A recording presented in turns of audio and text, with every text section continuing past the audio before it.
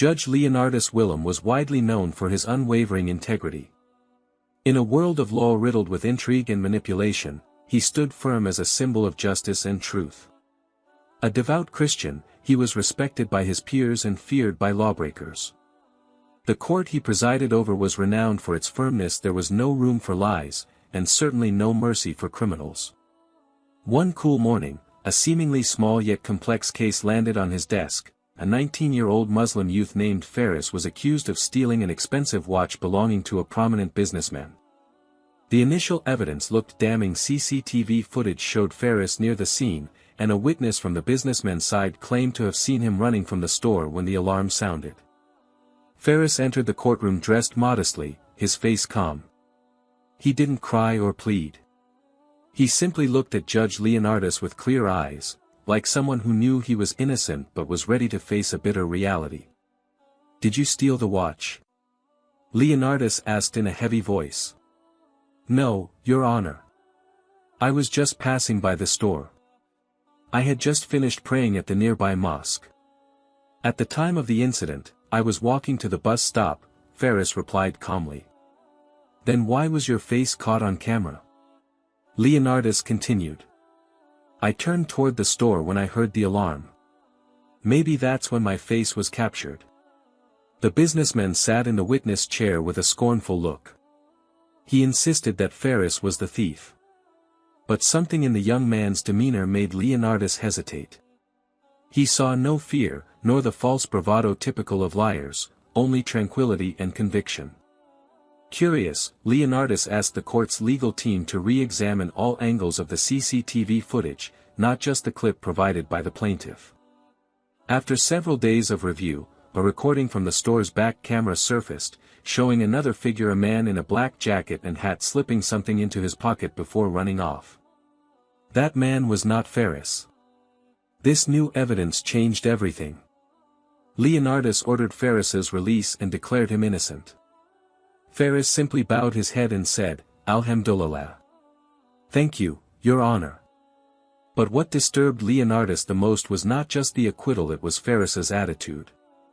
There was no anger, no resentment toward his accusers. When Leonardus met him outside the courtroom to personally apologize, Faris only said, "I believe every trial comes because Allah knows we can handle it. And I believe you, Your Honor, were only doing your duty the best you could. I pray that God grants you guidance and peace." Those words lingered in Leonardus's mind for weeks. He began reading about Islam, initially out of curiosity, but gradually it became a journey. He studied translated Qur'ans, the life of Prophet Muhammad, and various commentaries. He was both surprised and intrigued by the concepts of justice, compassion, and monotheism taught in Islam. One night, he woke up trembling. He had dreamed of being in his own courtroom, not as a judge, but as the defendant, with his life playing out on a large screen. But instead of being condemned, he saw Faris standing and defending him, saying, "He is seeking the truth." Tears flowed uncontrollably. That morning, Leonardus called a local Islamic scholar who had once testified as an expert witness in a civil case, and asked him to come. In the quiet of his grand living room, he recited the Shahada with deep emotion. The news didn't spread right away. Leonardus chose not to publicize his decision. He remained a judge, but with a gentler, wiser heart. He replaced the small cross in his office with a simple calligraphy verse, "Indeed, Allah commands justice and excellence." Several months later, at a professional ethics hearing, he announced his resignation. "I want to serve in another way," he said briefly. He then devoted himself to a legal aid foundation for the poor, regardless of their religion or background. Faris, the young man once accused of theft, now served as a full-time volunteer at the foundation, working alongside Leonardus, the man who once tried to imprison him, now his brother in faith. Several months had passed since Leonardus Willem embraced Islam and resigned from his position as a judge. His name was still frequently mentioned, both by the media and former colleagues who couldn't hide their astonishment. A senior judge, a devout Christian, taking early retirement and converting to Islam, no one saw that coming. But Leonardus paid no attention to the commotion. His soul was far too occupied with the peace he had just discovered. Now, he spent most of his time in a modest little house he rented near the mosque where Ferris usually prayed. The mosque was small, but vibrant with social activity. There, Leonardus met community leaders, religious teachers, and even street youths seeking direction in life. Under the roof of the small legal aid foundation they had established together, Leonardus as the legal advisor, and Ferris as the field coordinator, they began defending those who had long been voiceless, street vendors evicted without compensation, housewives defrauded by investment agents, and factory workers fired without severance pay. Leonardus now viewed each case with different eyes. He no longer saw only articles of law, but also life backgrounds, values, and humanity. In the midst of this hard work, he began to truly understand one thing, that real justice is not only about written law, but also about fear of God and love for fellow human beings. One day, Ferris arrived looking troubled. He brought with him a small boy named Zidane, 11 years old, who had been arrested on suspicion of pickpocketing a foreign tourist's wallet at a night market. The boy had been handed over to the police without legal representation. The bruises on his hands and feet spoke louder than any words. His father just passed away. His mother sews at home. They live in a narrow alley behind the station, Ferris said as he looked at Leonardus. Without delay, Leonardus went to the police station and used what remained of his moral authority as a former judge to secure Zidane's temporary release. He didn't blame the officers but asked that they allow space for a fair investigation. Together with Ferris, they combed the night market, speaking to vendors, until they found a teenage street musician willing to testify that Zidane had actually helped the fallen tourist bumped by the crowd, not stolen from them. The case never made it to court. The police, embarrassed yet relieved, withdrew the charges and issued an apology. That day, as Zidane held Leonardus's hand and whispered, "Sir, I swear I never stole, by Allah," Leonardus's eyes filled with tears. Not out of pity but because he saw himself in the boy, a young man once searching for truth in a dark world. Some religious and legal figures began to take note of Leonardus's actions. Some praised him as a model of interfaith virtue, others suspected it was all an image-building act. But Leonardus never responded to any of it. He answered with action. One evening, he was invited to speak at an interfaith dialogue event. The hall was full, some attended out of curiosity, others to challenge him. But what they witnessed was neither a preacher nor a seasoned orator. Leonardus simply stood humbly, wearing a white cap, his gaze gentle. "I never searched for a religion to replace another. I searched for truth. And when I found it, I couldn't pretend I hadn't seen it. Islam is not the religion of Arabs or the East. It belongs to the heart of anyone willing to listen with honesty." He closed his speech with a verse from the Qur'an. "O you who have believed, be persistently standing firm in justice, witnesses for Allah, even if it be against yourselves." That night, a young pastor approached him, eyes red. "I don't know if I agree with you, but I want to read the Qur'an with an open mind," he said. Leonardus smiled. "That was my first step too," he replied. Years later, the small legal foundation they had built had grown into a center for legal empowerment of the poor. Law students came to intern. Ferris, now a law graduate, became the head of the organization.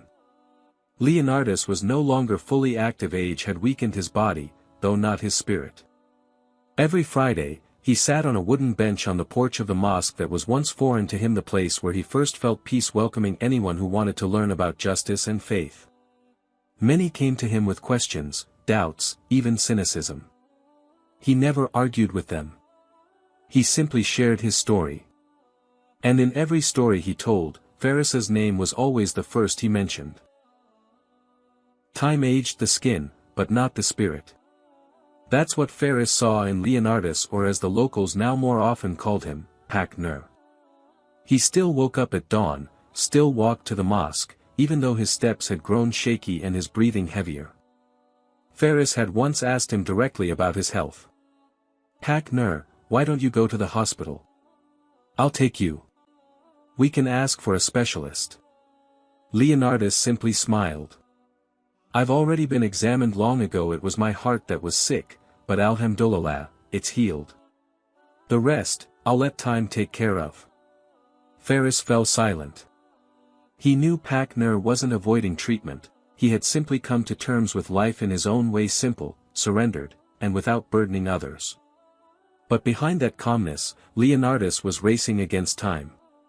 He had started writing a book, not an autobiography, but a collection of reflections on justice from an Islamic perspective, based on his experiences as a judge and as a convert. The title was simple: To be a Judge Before God. Every night, Ferris saw him sitting with a pen in hand, sometimes with tears, sometimes a quiet chuckle as he recalled amusing moments from his stubborn days as a judge. He wrote about the cases he had handled, including Ferris's, not to relive victories, but to show how a small decision could change the course of a life. What we judge is not just the act, he wrote in one chapter, but the intent. And only Allah truly knows that. So a just judge is one who fears being wronged the most. One unusual day, a man in his early 40s arrived at the office of the Nur Inzani Foundation. He was neatly dressed, but tension marked his face. He asked to meet Leonardus directly. Ferris recognized the man, the watch shop owner who had once accused Ferris in court, years ago. Now, he stood awkwardly before Pak-Nur, who sat calmly with a cup of warm tea in hand. I want to apologize, the man said softly. I knew back then he wasn't the one, but I was too ashamed to admit I was wrong publicly. I carry a great sin. Leonardus looked at him without anger. He set down his tea and said, if you came to ask me for forgiveness, I already gave it long ago. But if you came to seek Allah's forgiveness, then ask him directly. The man began to weep. I haven't slept peacefully since that day. I lost all my shops, all my businesses went bankrupt. Maybe it's a punishment. Perhaps. Or perhaps it's Allah's way of inviting you back. What matters now isn't what you've lost but what you carry with you after the loss. The man left that day holding a small Qur'an, a gift from Leonardus. He held it close as if it were something deeply precious. In Leonardus's final nights, conversations turned more often to death. He didn't shy away from the topic, on the contrary, he made it a theme of his reflection. Ferris, he said one evening, we are only temporary judges. But in the hereafter, all of us will stand as defendants. Ferris gave no reply, just bowed his head. Before I die, I want to complete one last reading of the Qur'an. But my eyesight is fading. Ferris took the old, yellowed Qur'an from the shelf, opened it, and began to recite. That night, they sat together, Ferris reading aloud, and Pak-Nur listening, occasionally repeating the verses softly, like a child learning to read. On the final page, Ferris recited Surah An-Nas. His voice trembled as he reached the last verse. Pak-Nur closed his eyes. So beautiful a life ending with a prayer for protection. That morning, before his passing, Leonardus left one final message for Ferris. If I go before you, don't let this foundation become just a formality. Don't let justice become a brochure. Guide them with your heart, because law without heart is just a tool for oppression. Ferris held his mentor's hand and nodded in silence. Not long after, Allah called Leonardus back, in a peaceful sitting position, with the Qur'an on his lap, in the small house built on truth and devotion. The days following Leonardus's passing passed slowly for Ferris. It was as if time itself was mourning. The image of Pak-Nur, his smile, his voice, the way he wrote with an old pen still filled the foundation's office. But his departure was not the end. For Ferris, it was the beginning of an even greater responsibility. While cleaning Pak-Nur's room, Ferris found a small teak box. Inside were several legal documents, old letters, and a piece of paper with handwritten words. For Ferris, don't let this foundation become a tower. Let it remain grounded, humble, so that the small people can visit without feeling alienated. From that moment on, Ferris no longer simply continued the legal aid organization. He revived it, with a spirit that was more radical yet still gentle. He rejected the idea of expanding the office into a high-rise building, as suggested by sponsors. Pak Nur wanted us to stay close to the earth, he said. Don't build walls that scare the common people away. Carrying Leonardus's legacy, Ferris led a new program, Street Law School. He and his team went to markets, terminals, and villages to teach basic law to the people. Not the complex laws from textbooks, but the rights of workers, housewives, motorcycle taxi drivers, and small traders. But the more influential he became, the sharper the attacks grew. There were lawyers who envied him, officials who felt uncomfortable, even religious figures who suspected the rapid and powerful changes in Ferris. Who is this guy? Once accused of theft, now he's like a legal prophet. Ferris heard it. But he remembered Pak Nur's advice. If you walk with the truth, don't expect everyone to scatter flowers. Sometimes your path will be paved with thorns, so you learn to bow, not to retreat. The tests didn't just come from outside. Ferris himself wrestled with his ego. When the foundation began to be covered by the media, and his name appeared in national newspapers, he felt pleased. But then he saw the painting in Pak Nur's office, a painting of an empty courtroom, and he realized. Pak Nur never sought fame. He sought meaning.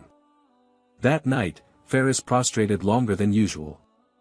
He cried not because of exhaustion, but because he feared getting lost in praise. In the third year after Leonardus's death, Ferris handled the biggest case of his life, an elderly worker accused of inciting a factory riot, when in reality, he was merely demanding overdue wages. The case attracted national attention. Ferris knew this was not just about law. It was about a voice that wanted to be silenced. He brought the case all the way to the High Court, facing the best prosecutors, and even political pressure. In the courtroom, he stood firm, just as he had in front of Leonardus. Your Honor, he said in his closing defense, if demanding rights is considered subversive, then this nation is sick. But if there is still space in this court for truth, not for power, then let the law defend the weakest voice. The judges were silent. A few days later, the ruling came, acquitted without conditions. Applause broke out in the courtroom. Ferris didn't bow, didn't cry, he just gave a small smile, just as his teacher used to do. Ferris's story became an inspiration to the younger generation. Law students came to learn, not just about articles and laws, but about courage, etiquette, and sincerity. Ferris refused to be called Ustaz, though he often gave sermons. He refused to be called a great lawyer, though he won many cases. I'm just a student, he said whenever asked. And my greatest teacher, I once even considered my enemy. One afternoon, Ferris sat on the foundation's veranda, surrounded by children learning to write Arabic letters.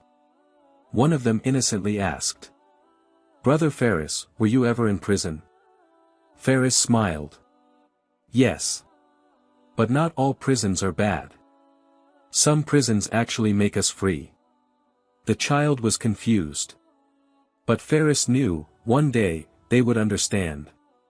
Now on the walls of the foundation hang two frames, one photo of Leonardus with the inscription "The Judge Who Died in Faith," and another with a quote from Ferris himself. As long as there is one person who is slandered, one child who is hungry because of unjust laws, our task is not finished. Justice is not the end. It is the path. And Ferris continued to walk. With the light that never fades, the legacy of faith, knowledge, and courage that he carried, not for himself, but for those who could not yet speak. The years passed swiftly. Ferris, once just a young man whose confusion was replaced by Leonardus's advice, now stood firm as the leader of an ever-growing institution. Yet, despite all his accomplishments, Ferris felt something was missing. Although he found many families in his social struggles, he still felt empty, as if a part of him was incomplete. One day, while visiting a village affected by a disaster, he met a young woman named Asia. She was not only beautiful but also strong and full of spirit. Asia worked as a volunteer in a village recently hit by floods, helping distribute food and medicine, and taking care of children who had lost their parents. She was also a law graduate, who, despite having worked at a large firm, decided to return to the village to help others. Ferris first saw Asia teaching children in an emergency tent, teaching them how to recognize letters and numbers. Seeing her calm demeanor, patience, and affection, something within Ferris resonated. He began to feel a peace in his heart that he had been searching for all along. Asia was not easily impressed. She knew who Ferris was, a young man once entangled in a theft case who had now become a defender of the marginalized. But more importantly, she knew that even though Ferris had everything now, he remained a man burdened with great responsibility. Their hearts began to open slowly. Their conversations began with light topics, from her experiences in the village to Ferris's experiences managing the institution. Before they knew it, time passed quickly. Ferris and Asia decided to marry after nearly 2 years of getting to know each other. Their wedding was not a grand one with sparkling bridal gowns or lavish parties. They chose a simple ceremony, attended by close family, friends, and those who had been involved in their shared struggles. In the mosque where Ferris and Leonardus often prayed together, they exchanged vows of lifelong commitment, with witnesses not only from among humans but also from Allah and the good deeds they had performed. On their wedding day, Ferris felt as if he was walking down a path he had long dreamed of, with someone who not only shared his social vision but also his life's purpose. Asia was not just a wife, but a friend and a partner in the struggle whose strength had already proven itself. Asia, though born and raised in a different environment, had always been inspired by Ferris's determination and spirit. "I've never seen someone with a heart as big as yours," she said one evening, as they spoke about their life journeys. "I don't know if my heart is that great," Ferris replied with a soft smile. "But I know that without you, I wouldn't be able to go far." After their marriage, Ferris and Asia began a new life together. They decided to live in a bigger house, yet still simple, far from the luxury that often accompanied Ferris's popularity. Both wanted a quieter life, focused on their family and social mission. Asia became actively involved in the institution founded by Leonardus, leading various programs for women and children, while Ferris continued to handle the never-ending legal cases. They both realized how important it was to support each other in their struggles. One morning, Asia brought news that made Ferris's heart race. "We're going to have a child, Ferris." The news seemed to take their lives to a deeper dimension. Ferris felt that the heavy burdens he had always carried seemed a little lighter. Now, his struggle was not only for those he defended in the courtroom but also for the child who would be born into this world, for the new generation that would bring hope. They planned their family's future with prayer and love.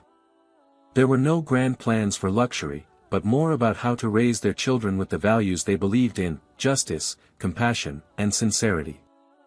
A few months later, Asia gave birth to a baby boy whom they named Fawzan, which means victory. Ferris looked at the tiny face with overwhelming gratitude. Looking at Fawzan, he felt there were more blessings in his life than he had imagined. He was determined to be a good father, one who not only provided worldly education but also the values he had learned from his long journey. Day by day passed with happiness. Fawzan grew into a cheerful, intelligent, and curious child. Ferris always made time to talk to him, even when he was very busy with his legal work. Asia, with her boundless love, became a caring mother, guiding Fawzan in a gentle yet firm manner. One day, when Fawzan was old enough to start understanding the outside world, Ferris took him to one of the legal programs they held at the foundation. Fawzan saw the various people who came and sat in the courtroom, while the lawyers and volunteers worked to assist them. "Dad, why are they here?" asked Fawzan, looking at the people who seemed downcast and anxious. Ferris explained patiently. "They are people who need justice, Fawzan. We have to help them because the law is not just for the rich, but for everyone. You must always remember that." Fawzan looked at his father, and even though he was still young, he seemed to understand. From that moment on, Ferris knew that the next generation would not only inherit this institution but also the spirit that Leonardus had passed down, the spirit of justice that would never fade. Ferris, Asia, and Fawzan walked together toward a future filled with hope. Amid all the trials and challenges of life, this family became an invaluable source of strength. For Faris, family was the pillar that supported his struggle, and for that, he felt more complete, more grateful. With full confidence, Faris watched his son running joyfully in the backyard of their home. He knew that, even as the world continued to change, the values that he and Leonardus had held on to would live on. Because for them, justice was not something that could be debated, but a way of life that had to be followed wholeheartedly, and now, he had a family to walk this path with. After marriage and having children, Faris and Aisyah's life became even more filled with responsibilities, but also more meaningful. Both of them agreed not only to take care of their family but also to expand the reach of the social mission they had been running together at the foundation. With unwavering enthusiasm, they continued to fight for justice for those who were out of reach of the law.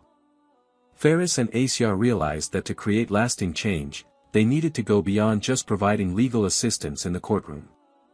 They began to develop more comprehensive community empowerment programs. They didn't just help the oppressed in the courtroom, but also encouraged them to understand their rights from the start and become more independent.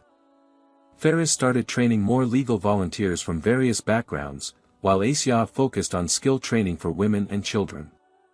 They worked with various parties, from the government to other non-profit organizations, to create a wider and more effective network. The first program they launched was the Legal School for the Community, which taught citizens about their basic rights, from labor issues to land and property rights. They also held workshops on family law, inheritance rights, and even simple criminal law. Their goal was not just to provide information, but to build awareness that the law belongs to everyone, not just the rich or powerful. Faris often went directly to the field to talk to residents, listen to their complaints, and offer more personal counseling. Asia, on the other hand, developed programs for economically vulnerable women. She helped them acquire the skills needed to become independent, such as sewing, crafts, and managing small businesses.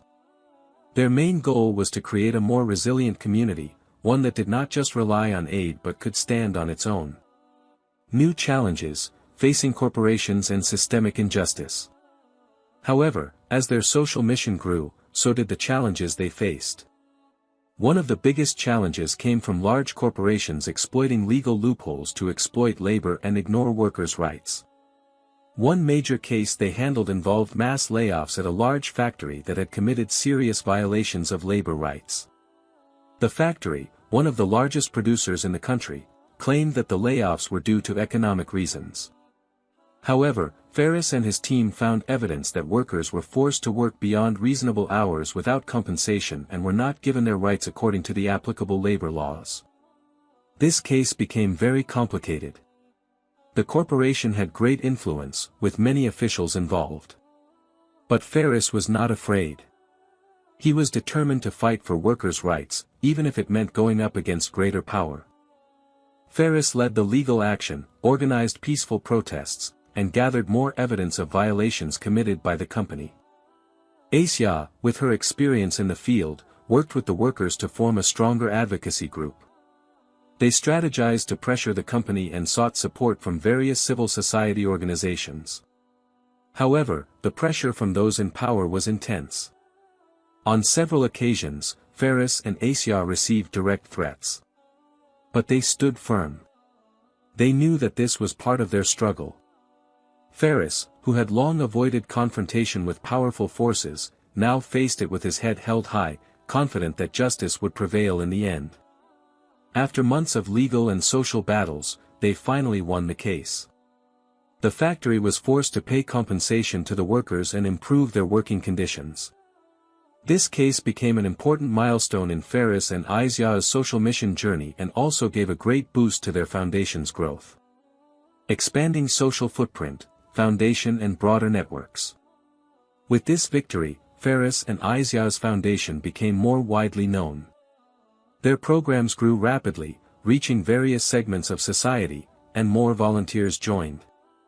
However, they never forgot their core principle, that this social mission was not for personal gain, but for the benefit of the marginalized people. Ferris decided to expand their foundation to several remote areas that had previously received little attention. Together with Asia, they established legal service centers in various regions, collaborating with local governments and community organizations.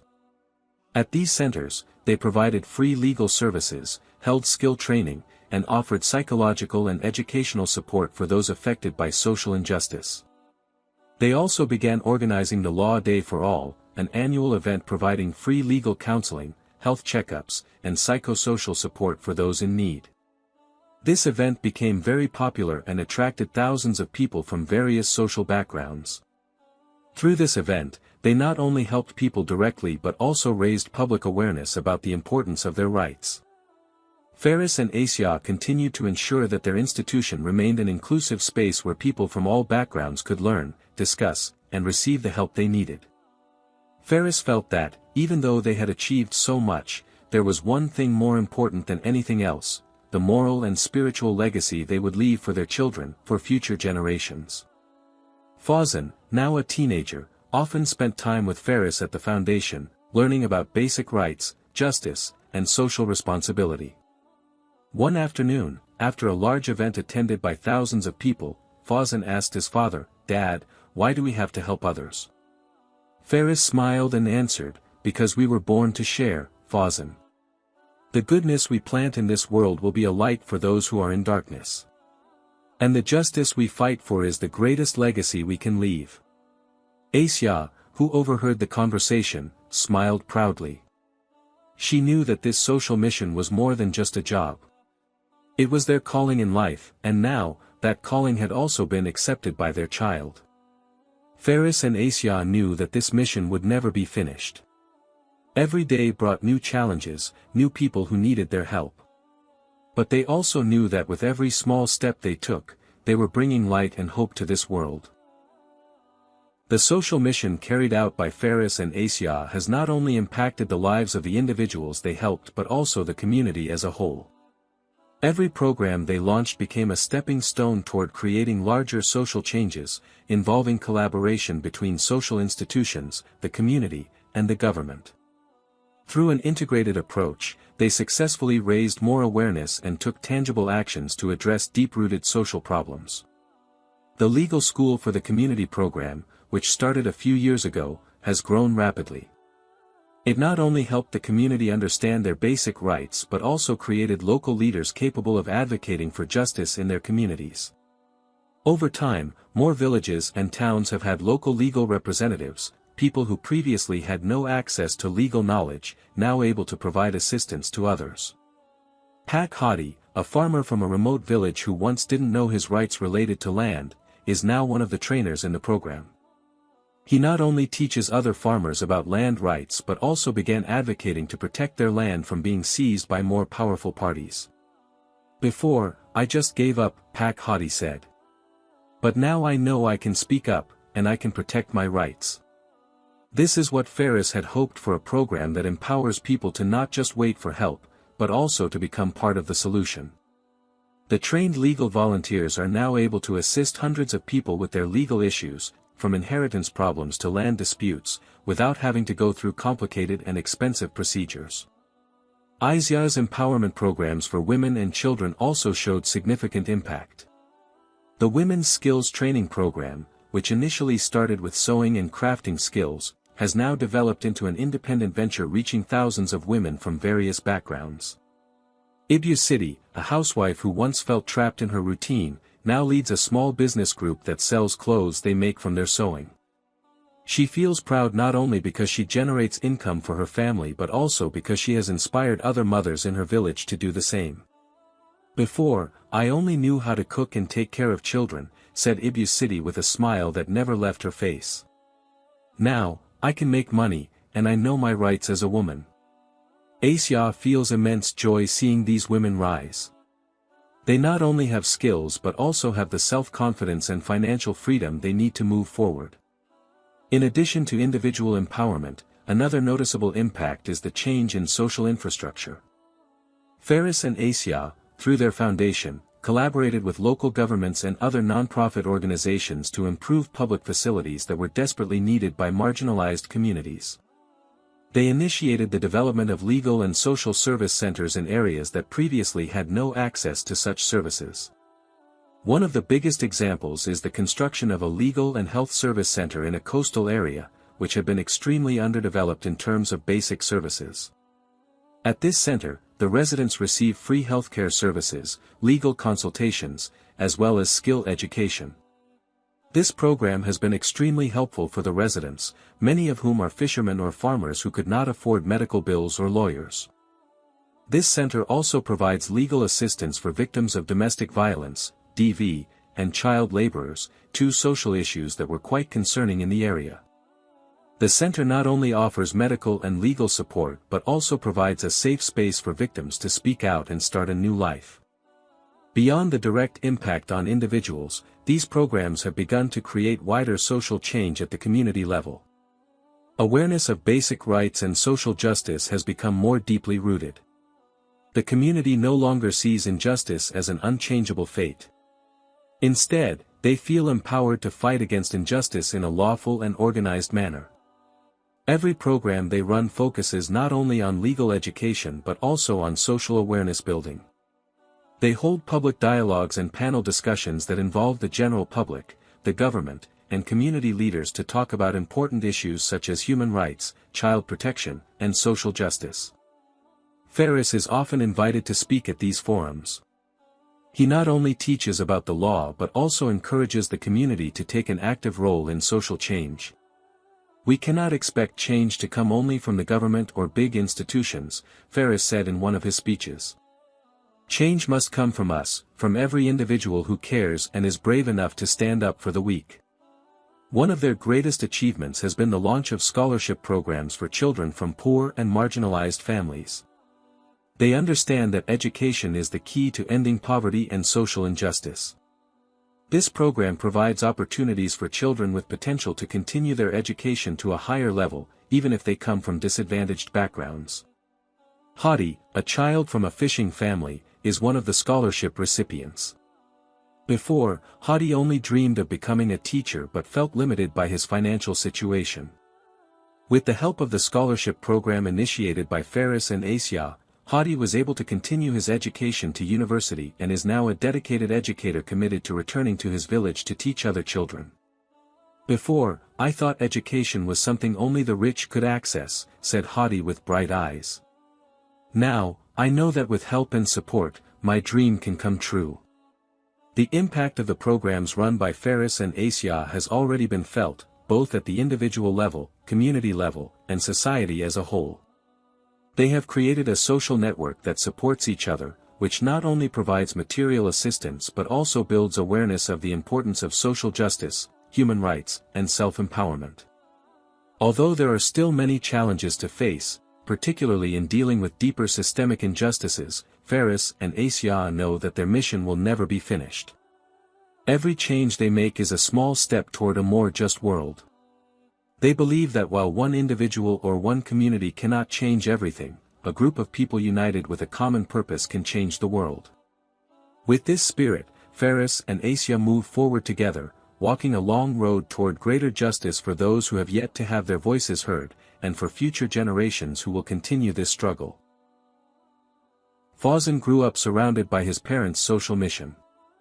From a young age, he witnessed firsthand how Ferris and Asia gave everything to help the oppressed and fight against injustice. However, even though he was raised in an environment full of social activities, Fawzan did not immediately feel compelled to get involved. To him, everything seemed like just a routine his parents did, without realizing the immense impact they were making. As he grew older, Fawzan began to understand the importance of the social mission his parents were running.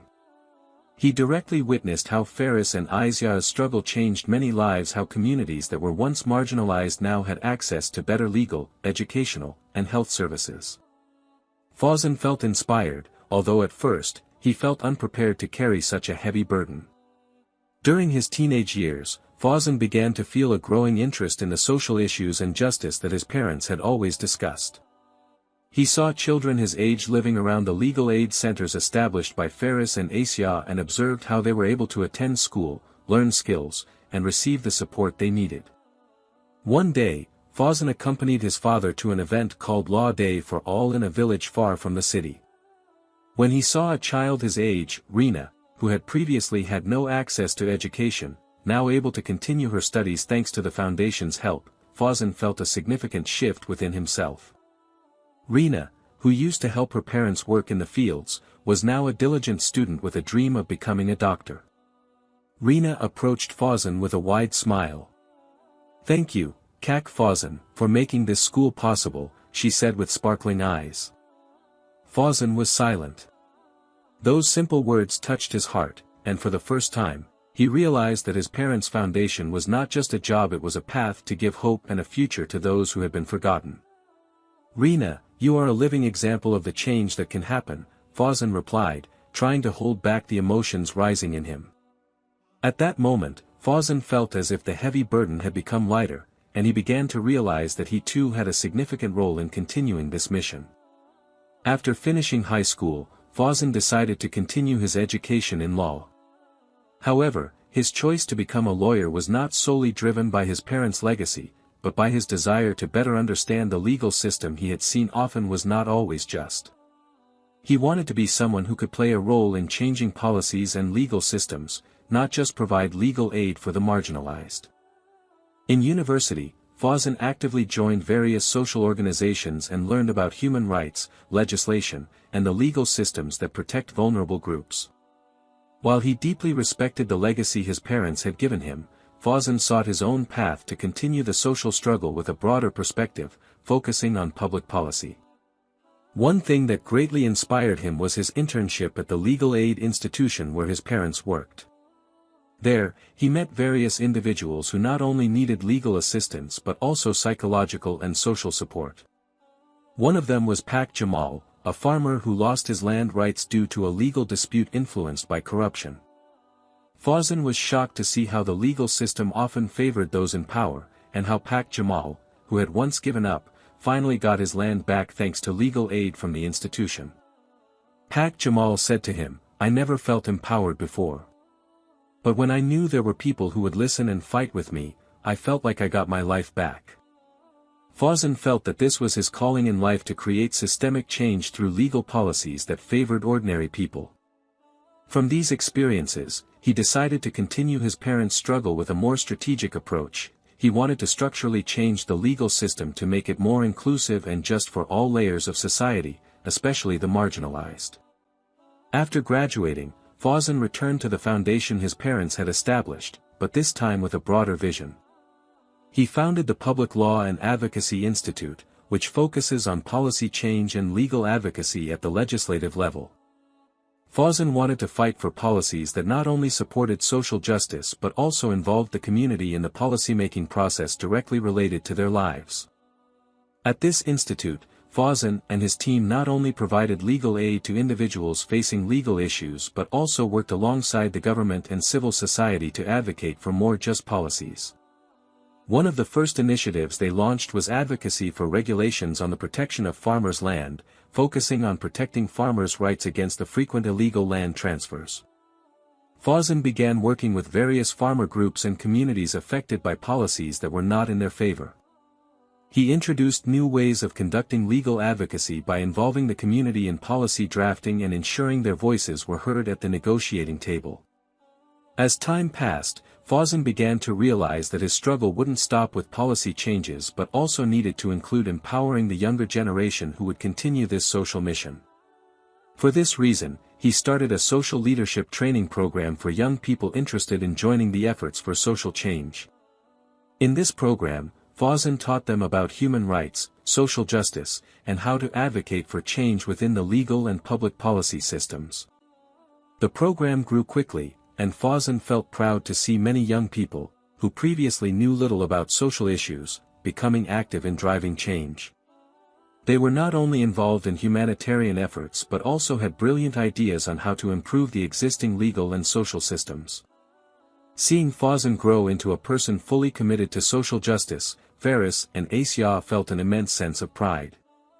They knew that their mission wouldn't end with their generation but would continue into their child's hands and possibly even to future generations. Fawzan, Faris said one evening after dinner together, you've found your own path. What you're doing now is what we've always dreamed of, continuing the fight for justice, but in a bigger way." Asia added, "We can't change the world alone, but together, we can make real change." With strong resolve, Fawzan continued his journey with even more confidence. He knew that this journey would not be easy, but he also knew that the small steps he was taking now would make a significant impact on society, especially for those who needed justice the most. After starting the Public Law and Advocacy Institute, Fawzan realized that to bring about larger change, he could not work alone. He needed a wide network, both domestically and internationally, to strengthen the legal and policy advocacy efforts he was pursuing. Through the experience he had gained over the years, Fawzan began to build relationships with various organizations, individuals, and institutions that shared similar goals, seeking social justice and structural change in the legal system. The first step Fawzan took was to strengthen relationships with legal institutions that had a track record of defending human rights and social justice. Fawzan knew that interagency cooperation was essential to achieve broader change, especially regarding policies that were often hindered by bureaucracy or greater political power.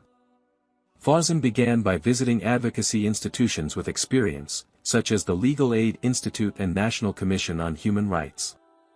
He engaged in discussions with senior lawyers and social activists about the challenges they faced in advocating for public policy and civil rights. From these meetings, Fawzan found many common goals in their efforts to protect the rights of marginalized communities, but also many differences in the approaches they used. This became a valuable lesson for Fawzan in creating a new, more inclusive approach, one that involved various layers of society. Fawzan also established connections with government officials who shared a vision aligned with his mission. He was often invited to speak at government forums about citizens' fundamental rights and the importance of updating existing regulations. During these opportunities, Fawzan not only focused on criticizing existing policies but also proposed more constructive solutions that could be accepted by various stakeholders. For example, he worked with several officials from the Ministry of Law and Human Rights to develop new regulations to protect farmers' land rights, which often became victims of disputes and corrupt practices.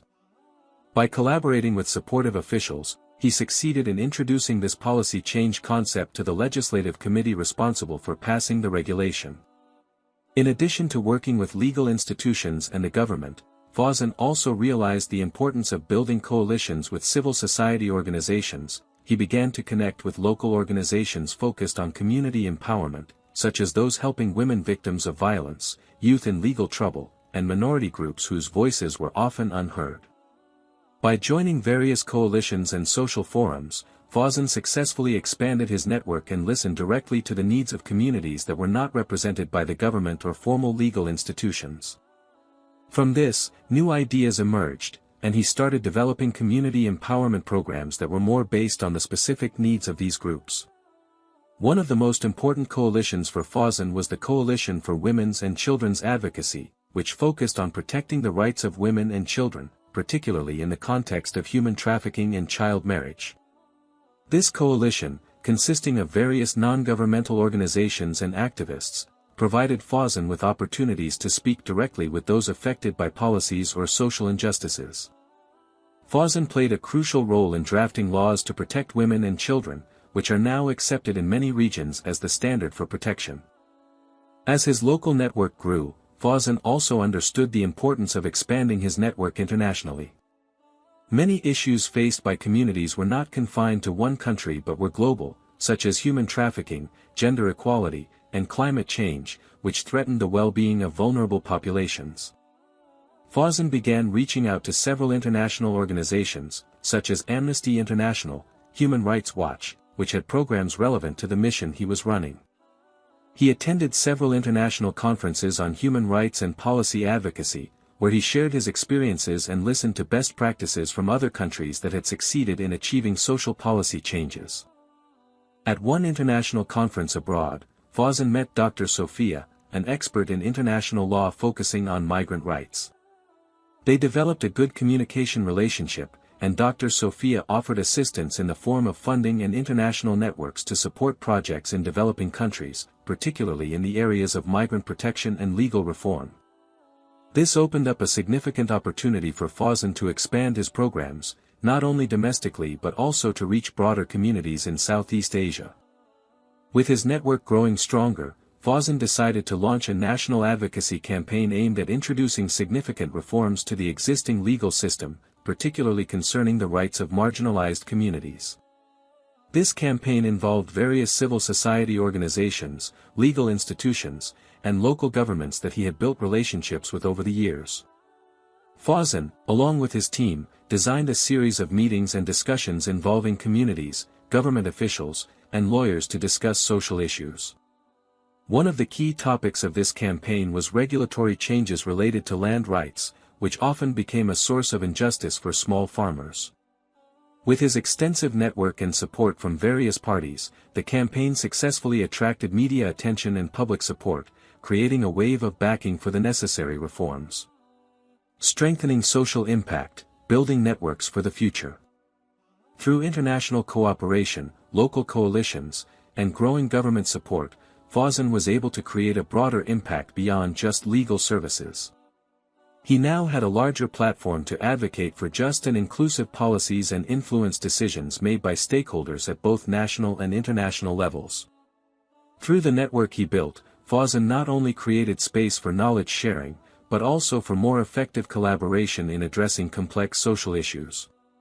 From human rights, social justice, to economic empowerment, Fawzan became part of a larger movement, where change was not only driven by one individual but by a global community united to create a more just world.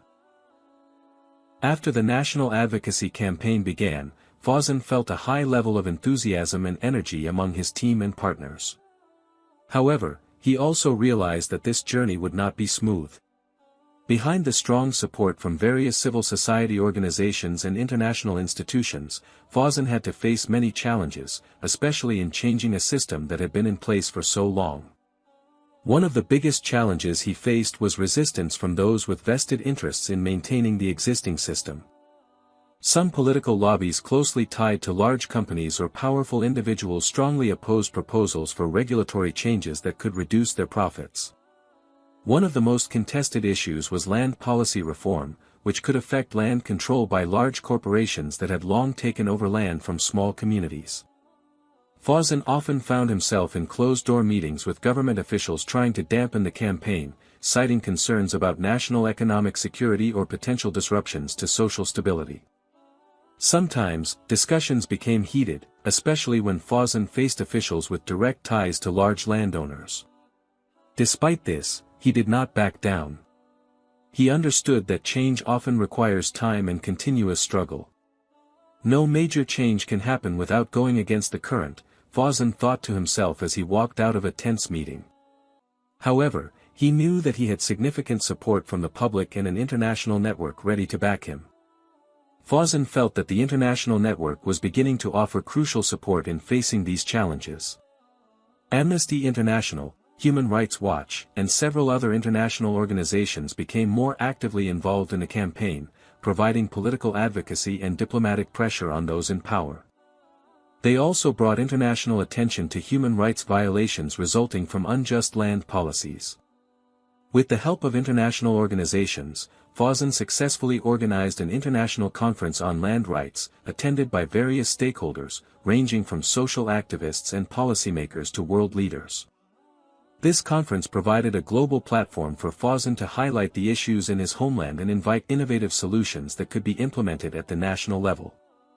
At the conference, Fawzan collaborated with Dr. Sophia, an international law expert he had met previously. Together, they presented a powerful case about the importance of land rights protection and social justice. Dr. Sophia, who had significant influence within international institutions, used her position to pressure the government to take this issue more seriously.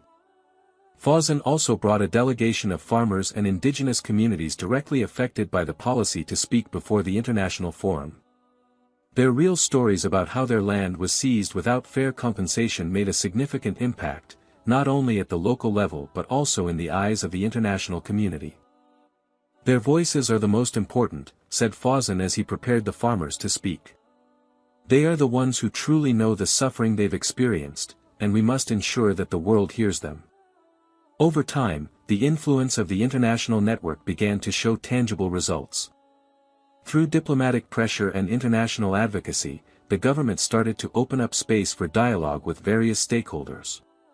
Some new regulations began to be implemented, providing more protection for the land rights of small farmers. Moreover, some allied countries began to issue foreign policy support, emphasizing the importance of social and economic justice in diplomatic relations. This made Fawzan's campaign even stronger, as he now had not only domestic public support but also backing from international organizations with significant influence. However, Fawzan knew that this big impact was not just about policy changes but also about a shift in thinking within society. Increasing social awareness about the importance of social justice and legal system reform became very meaningful for the development of a fairer and more equitable society. In addition to expanding his network with international institutions, Fawzan increasingly relied on the media to spread the message of change. In the months following the campaign's launch, he and his team launched a public education program that taught people about their basic rights, especially regarding land rights and access to legal justice. This program utilized various forms of media, including social media, educational TV programs, and community seminars held in different regions. Fawzan realized that to create lasting change, the public needed to be empowered with knowledge and awareness about their rights. Therefore, he introduced a civil rights education program covering topics such as using the law to fight injustice, protecting the rights of women and children, and combating corruption in public policy. With the growing public education efforts, Fawzan saw a real change in society. People were not only becoming more critical of existing policies but also more active in fighting for their rights. From farmers and migrant workers to women in remote areas, they began to feel stronger because they knew they had the right to fight for justice. In the end, through a combination of international pressure, national advocacy, and public education, Fawzan succeeded in driving significant changes in the legal system and public policy. New regulations on land rights began to be implemented more fairly, offering protection to small farmers and marginalized indigenous communities. Moreover, Fawzan felt a sense of fulfillment because the social network he had carefully built over the years had borne fruit, bringing widespread impact to people's lives. People now not only had access to the law but were also more educated and empowered in fighting for their rights. Although the legal reforms initiated by Fawzan began to show positive results, not everyone was happy with these changes. As often happens when structures of power and large profits are threatened, there were those who felt cornered and made efforts to undo these reforms. Several government officials who had benefited from the policies being upheld began launching a counter-campaign. They started mobilizing media and business lobbies to weaken the success that Fawzan had achieved. They tried to turn public opinion by using propaganda that accused the changes of harming economic growth and national stability. Fawzan, who had experience facing major challenges, did not back down. He prepared himself to counter these reactions with a more cautious and organized approach. He leveraged his international network to send a strong message about the importance of maintaining social justice, despite the forces trying to block it. Fawzan began to strengthen his relationships with international organizations, particularly those focused on freedom of speech and human rights, which could apply greater pressure on the government to not back away from its reform commitments. He also increasingly relied on independent media support, which had been with him from the start, to spread the success stories of the reforms and their real-world impact on people's lives. Despite facing various obstacles, Fawzan began to see the real impact of the changes he had fought for. More empowered and educated communities began to experience the benefits of the legal reforms. Farmers, who were once marginalized and often lost their land due to disputes, now had easier access to courts and stronger legal protection. One real testimony came from Mr. Hadi, a small farmer whose land had been taken unfairly by a large corporation. Previously, Mr. Hadi didn't know what to do because no one was there to support him, and the law seemed to be biased against small communities. However, after the reforms were made, he learned about his rights through the educational programs promoted by Fawzan and his team. With the help of the institution founded by Fawzan, Mr. Hadi managed to bring his case to court and eventually received fair compensation, as well as having his land ownership rights restored. His story became one of the many inspirational examples shared across the regions. "I used to feel small and helpless, but now I know my rights, and I'm no longer afraid to fight for them," Mr. Hadi said with tears in his eyes after winning his case. Mr. Hadi's story became a concrete example of how legal reforms and community education spearheaded by Fawzan had truly transformed the lives of those who had been marginalized. Not only in land rights, but women's rights and children's rights were also beginning to be better protected. For instance, stricter regulations on child marriage and protection of women from violence empowered more women to claim their rights, both within the household and in public life. Abroad, the reforms Fawzan implemented gained attention from various parties. Other countries began to take notice of how Fawzan and his team had successfully mobilized social change through public education and international cooperation. The programs run by Fawzan were seen as a positive example of how social justice can be achieved by combining various elements, including law, media, and international networks. However, this also brought new challenges.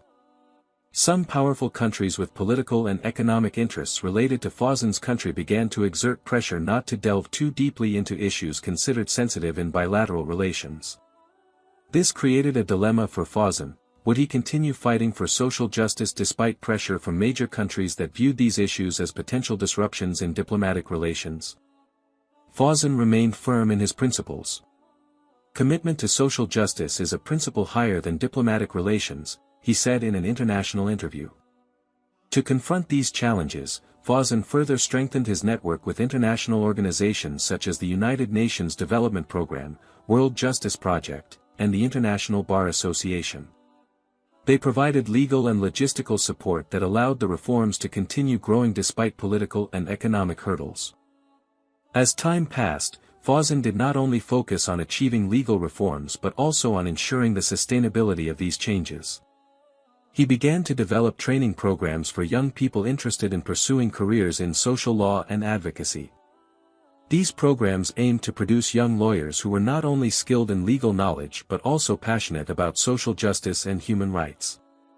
Additionally, Fawzan continued collaborating with educational institutions to include topics on human rights, social justice, and using the law for social change in curricula.